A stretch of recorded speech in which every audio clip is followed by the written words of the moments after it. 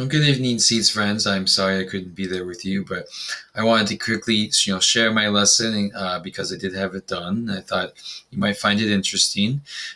Just in the 5 minutes I have, because I have the basic version of Screencast, I attempted to do a unit or like a week-long lesson instead of just a daily lesson. I've been in Seeds for a couple years now, and so I'm trying to do it a little bit more.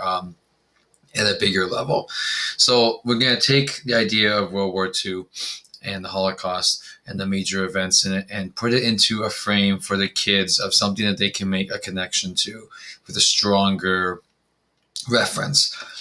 Something in seventh grade that they're really good at is if it's linked to something in their daily life, they will more willing to understand it. So we talked about how World War II is basically a battle of social media. Unlike World War One, which is more about land, World War II is about ideas, communism, fascism, democracy, etc. And so we framed our unit in terms of just how much influence leaders of those countries had back then. We looked at both the numbers wise, geographic wise, the influence that those leaders like FDR or Joseph Stalin had over their country. We talked about just how, and we compared that to some of their favorite celebrities or social media people that they follow, and they looked at the numbers and really had a good discussion about just how many followers and what that can do when they use it in a positive or a negative way. And then we also talked about how many followers does it take to make a change. Some classes would say as small as one, some say it takes 1,000 or more. So again, really generating these ideas and these lessons around student strengths, not the curriculum necessarily, not the book, but their strengths. And so, for example, we use the Holocaust as an example of something that is viewed from negative social media. It is a very sensitive topic, but this was an angle that I thought would be very applicable for them.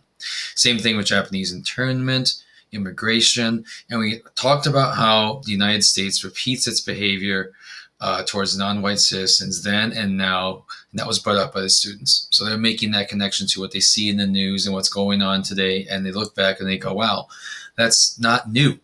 That it's just a different maybe person, but the problem is still the same." And so they really kind of, again, our lessons are really driven by that idea of social media influence. We use the standards of justice and action for our social justice standards. You can see the outcomes there. I won't read them to you because I'm running out of time.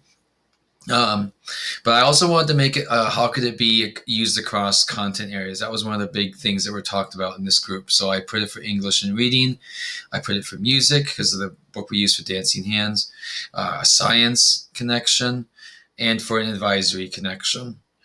And again, that was one of the things that Layla and I worked on was how can, seeds be used across subjects. I know it takes a lot of planning, but really, if I think it really makes those deep connections and really gets at, students seeing connections in history and why things repeat itself, why problems still are around today, even though the country's been around for, 300, 200 plus years.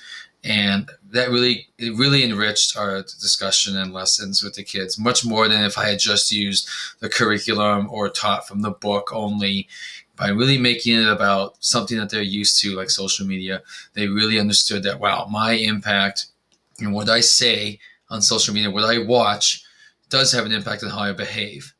And really, asking themselves the next time that they see their friend doing something negative, or they themselves are doing something negative with media, that they, stop themselves and say to themselves, what happens if I do this? How many people is it really going to hurt? What happens if someone takes my post halfway across the world and does something wrong? I'm at fault for doing that. So I really just, wanted to make a couple weeks or a week long lesson based on a bigger picture. So you can see, I'll let you read those again if you need to. I will share this lesson with Hannah, and it's also in the shared folder. But I hope you found it interesting. And again, trying to look at seeds from a multi-lesson standpoint, or even by unit, was my goal there. All right, so I hope you guys have a good evening, and I'll see you hopefully on Wednesday, I believe.